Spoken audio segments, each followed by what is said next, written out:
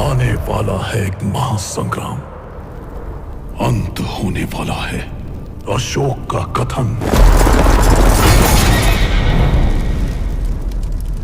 कलयुग में जन्मी कोई शक्ति इसे रोक नहीं पाएगी।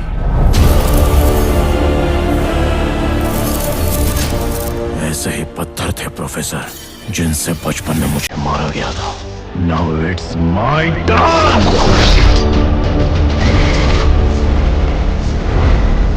ये महावीर लामा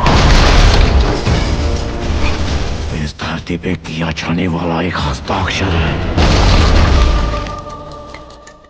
क्या इस विनाश को रोकने का रास्ता ही नहीं?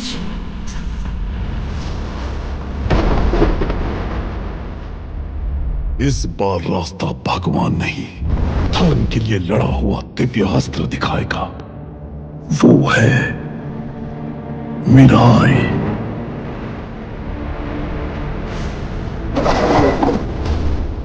तुम एक योद्धा हो, ऐसा योद्धा जो खुद नहीं जानता वो कौन है।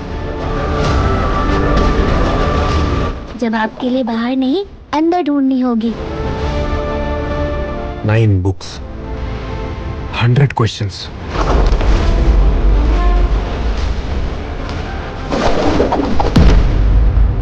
One stick. Big adventure.